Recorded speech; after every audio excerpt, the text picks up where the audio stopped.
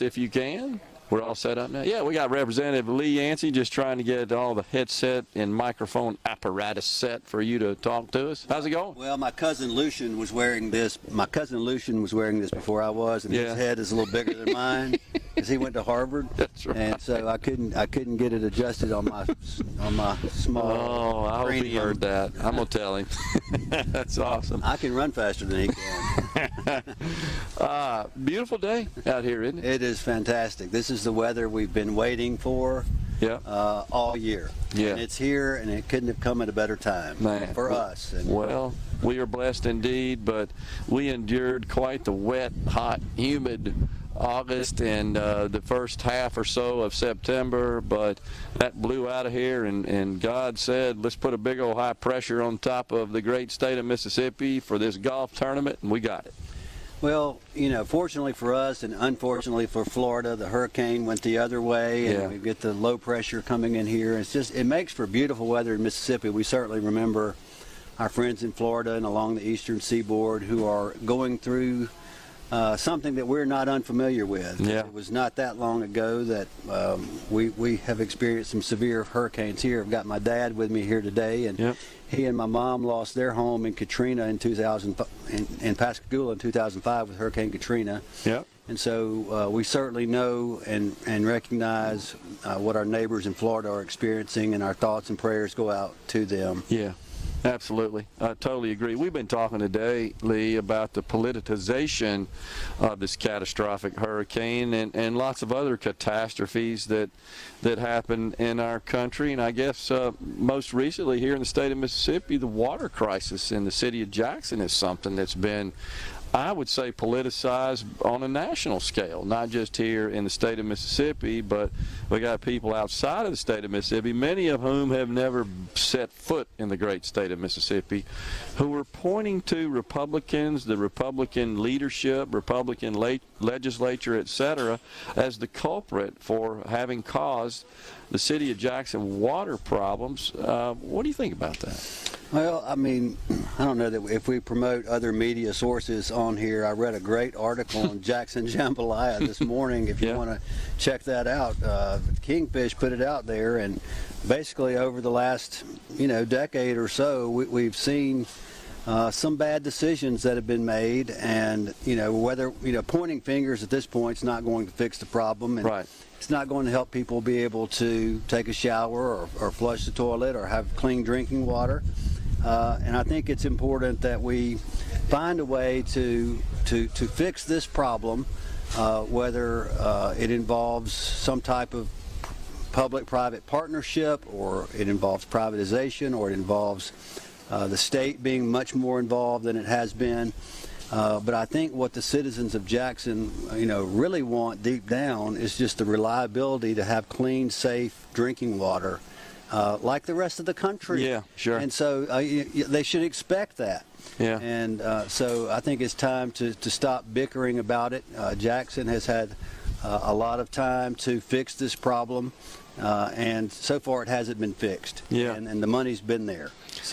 So one thing that we've talked about here on the program is that the legislature this past year put a program together carving out $450 million of the $1.8 billion the state received from the ARPA, from the American Rescue Plan, $450 million designated to assist municipalities and counties specifically with their water infrastructure, and it is a matching funds program. The municipalities and the counties put up a certain amount of money. The state will match that out of this fund, but a requirement is that they must submit a plan to the Department of Environmental Quality. That is what was provided for in the legislation, and then the DEQ signs off on that. The DEQ opened up for receiving applications September 1. This is the last day that they take them in, September 30th. So earlier this week, the City of Jackson City Council approved providing that plan, submitting that plan, but I'm not sure if they actually have. Have you heard anything within the legislature or from any of your contacts? Did they actually submit it? So I have not heard. Of course, we're not in session right now. We do have a number of things happening, but In particular, with regard to the water crisis in Jackson, I have not heard anything. I hope they will submit a plan. Yeah. If they do not submit a plan, I think a plan will be submitted for them because it's just too big of an issue to let this continue to go unfixed. And we can't just put a Band-Aid on it and come in here and do minor things. And I wouldn't say the things that have been done are minor, but it certainly has not been a long-term fix. Yeah. It's going to take a long time and a lot of money to get this back like it needs to be. And, I think that we recognize that the state's going to have to play a greater role. Well, we're going to stay in touch with that and track it. Lieutenant Governor Hoseman did send a letter to both the City Council of Jackson and the supervisors of Hinds County, encouraging them to take advantage of this program, of this funding that's out there. And just hadn't heard. I know it was reported by local news sources. They approved such a plan. Just don't know if they actually submitted it to the DEQ. And again, today's the deadline, and hopefully that'll get underway. So I know you said that you're not in session right now, obviously, but you're going to be pretty soon. Anything you've been working on in the between session period here? So you will recall that I am the chairman of the Drug Policy Committee in the House. And so I have a hearing coming up October 10th, and we are looking at what to do with some of these gas station drugs that are out there, like kratom and tianeptine. Yeah. We are looking at the possibility of either regulating them or banning them outright. They have been banned in many cities and counties across our state already. In fact, the House banned the sale of kratom last year. The Senate did not take it up, but we have a number of medical professionals who will be testifying at our hearing. We have the Bureau of Narcotics that will be testifying. We've got lots of experts to try and give us guidance on how best to deal with those. We're also looking at decriminalizing fentanyl testing strips. So if you look at the opioid crisis that we have across our country, you have drug dealers who are pressing these pills that look like an opioid, a Xanax, a Percocet, and they are lacing them with fentanyl to give an extra pop, and this fentanyl in many cases is killing the people that take it. Now, fentanyl testing strips are currently listed as paraphernalia in the law, and what we would like to do is to allow people to test these pills so they don't die. Right. We're not condoning the fact that they take them, but the Bureau of Narcotics and the State Medical Association both, and I talked to my sheriff, have all said, we would like to decriminalize these fentanyl testing strips in order to save lives. Okay. So that's one of the things we're looking at. We're looking at the possibility of regulating CBD. We've done a lot with medical cannabis in the last year. Now the question is, CBD, is it regulated? Is it safe? Or are the consumers getting what they think they're getting? Interesting. Are the products actually CBD? We've heard stories of the Bureau of Narcotics going out and buying from different CBD stores CBD oil and having it tested, and it turns out it's just olive oil in some cases. And so you have people swindling the public. Then you've got the matter of Delta 8. And Delta 8 is basically CBD rather than THC, yet it has a certain amount of THC in it, but it's supposed to be derived from hemp that was legalized in 2018. But the question is this Delta 8 the same as regular marijuana with the THC in it? And so it's kind of a gray area, and a lot of people who smoke marijuana say that Delta 8 is almost as good. Wow. So, and it's right out there where anyone can go in and get it. And so we're looking at that, also looking at getting a report from Dr. Edney on the state of the medical cannabis program and where we are in Mississippi with regulations.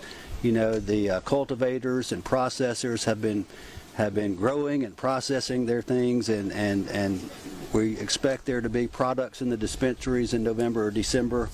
And we're going to get a report on where we stand with that. There are a couple of things in the Cannabis Act that we need to tweak in the January session, one of which is how background checks are conducted. Okay. The Department of Public Safety does not feel like they have enough authority to go to the FBI and run a federal background check for someone who works in a cannabis business because it's still considered Schedule 1.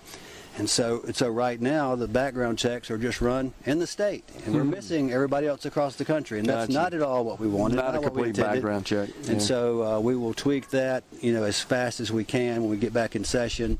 It's a few minor tweaks. We're not looking at doing anything major to the bill. We'd like to see what we have and how it works, and give it a chance before we start really tinkering with it, and may not tinker with it at all. We got a break right here. Let's continue the discussion on the other side of it. Middays is at the Country Club of Jackson for the Sanderson Farms Championship. In the Element Wealth Studio Championship, beautiful weather out here at the Country Club, and watching these pros advance up the 18th fairway to the middle of the fairway, most of them, and then hitting their approach shots up to the slightly elevated, gradually elevated green. It used to be a 3-tier green. I think it may be 2 tiers now, but it's a great course. It's in fantastic condition. Come on out and see it. By the way, I just got a text from someone who said that these beautiful yellow mums that we see placed throughout the golf course came from Dutch Brothers Greenhouses in George County. So that's pretty cool. I'm glad to know that. And I love mums, and they're beautiful.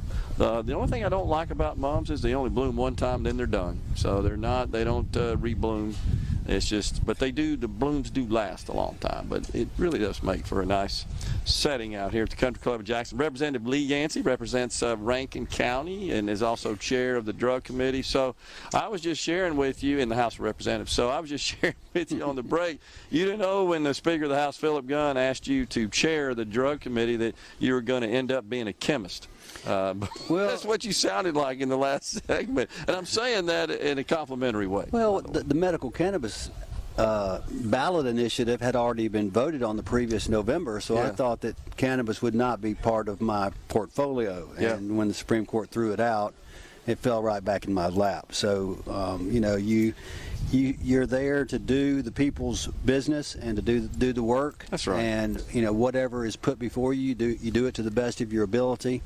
And I wanted to try and make sure those with debilitating conditions would have an alternative to opioids for their pain and suffering for things that they were dealing with at the ends of their lives. Yeah. And we did our best to put a good program in place that would have safeguards in it and would not be abused. And that's our goal, was for it not to be abused. And I'm not saying people won't, because people do that, but people are using cannabis across our state right now to the tune of about $1 billion a year. So that nothing we did or will do will stop that. Yeah. But we can help those who are suffering have an alternative to opioids. Well, and speaking of cannabis, I think we have 19 states, if I'm not mistaken, 19 states that have that now allow recreational cannabis, and I think 5 states have a ballot measure that they're going to vote on that would make cannabis for recreational purposes lawful in their states. The closest to us being Arkansas, and that's coming up in November, which would put us at just 1 state shy of half the states in the country now allowing and making cannabis for recreational purposes legal. Do you think there's such an appetite for that in the state of Mississippi? You being in the House of Representatives, what do you hear from your constituents? What do you hear from your colleagues? Might we see something in the next few years? Well, I think we're a very conservative state, and at this time, I don't think there are the votes to pass recreational, adult use cannabis in our state. But that certainly is kind of sweeping the country, and you see 37, 38 states have medical, 19 have, and maybe coming up on 20 have, full adult use. Yep. You can't get the U.S. Congress to act on it at all, so you see there's still some hesitation there. I don't think Mississippi is ready. We have a medical program that is just getting put into place. We haven't even sold a legal product yet in Mississippi, and so already talking about recreational. I think the more that it is before us, the more people can see that it can be used as an effective drug to deal with some of these pain issues, these tremors, shivering, appetite suppression type deal. Once it's used and has a proper use, and you have physicians and research that is being done. Ole Miss is very involved in the research aspect of this. The more mainstream it may become. Yeah. But I don't want to see people just walking down the street, smoking marijuana. That's certainly not what I'm about. I'm trying to do something that would be helpful to those who are suffering, and would help them basically die easier. Yeah, fair enough. It'll be interesting to see the outcome, particularly in our neighbor to the northwest, Arkansas, see how that ends up there. Most believe, South Dakota's another one, most believe it's going to pass. It just seems to be kind of a trend, as the reason I asked. It's sweeping the country. Again, if all 5 of these measures pass, it'd put us at 24, but I appreciate your viewpoint on that. And your sense of kind of where that stands here in the state. All right, the other thing that I'm watching with interest, economics. We've experienced incredible surpluses the last couple of years, north of $1 billion here in the state of Mississippi. But now all indications are we're headed for a recession. You've got some major economists and banks calling for a global recession. And the question is, how might that impact revenues here in the state of Mississippi? A good bit of the revenue that funds our general fund, goes into our general fund, comes from sales taxes, which is produced obviously on sales of goods and services, and then income tax is the other big piece. And might we see some job loss or just other impacts? Small businesses who pay taxes as individuals, may they see a decline in their profits, which would also figure into the revenue picture? Any concerns in the legislature about that? I think it's time for us to be prudent. We do basically have a windfall of money to deal with now, with billion-dollar surpluses 2 years in a row. But like in the biblical times when Joseph, had a dream, and God showed him that there was going to be 7 years of plenty followed by 7 years of famine, and suggested that what they do during those 7 years of plenty was to store away some of that grain so that during the 7 years of famine that the people would have something to eat. Yeah. And I think it's very important that we continue to fund government and do the things that we need to do, but at the same time we need to keep our reserves full and ready in anticipation of leaner times. Right now, inflation is driving up our sales tax revenues. Right. But as the economy continues to tighten, people are not going to have the spending power that they've had over the last several years, and the federal government is doing all that they can. This year they've raised interest rates by 0.75% 3 times, and the last time they did that was 1994 when they did it 1 time. So they are trying to battle the inflation, but that brings on other challenges, and they keep putting their finger on the scale and getting everything out of whack. And so what we are right now is out of whack because the government has been too involved, and they need to leave us alone. So. Yeah, no doubt. In fact, I saw a report this morning that suggested that the American Rescue Plan is responsible for roughly half of the 8.3% inflation that we are experiencing in this year, that's kind of been entrenched at that level now for 4 or 5 months.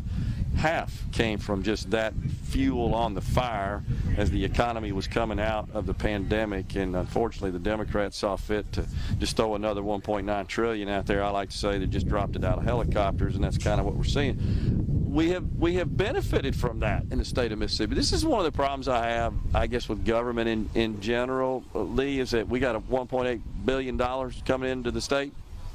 A lot of that's already been allocated. You guys have already sliced it up. And then every city and county got a bucket of money as well, and that's all fine. But the price we're paying for it is 8.3% inflation. Yeah.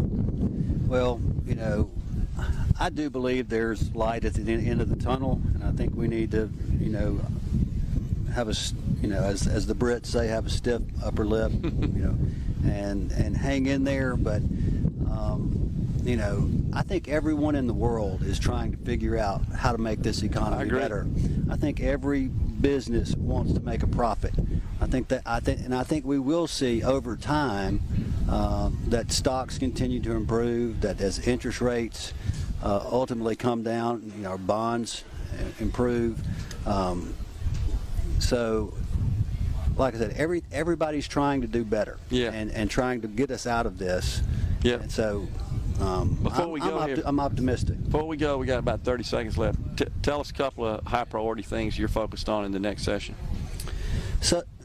So I'm looking at the things that I mentioned that we're looking at in the drug policy hearing. Okay. With the kratom and tianeptine and the fentanyl testing strips and the CBD and the cannabis. Yep. So all those things are drug policy things, and beyond that, you know, looking at what's going on with all the money. You know, where are we going to allocate this money? I got it. Lee Yancey's been our guest. We're coming right back.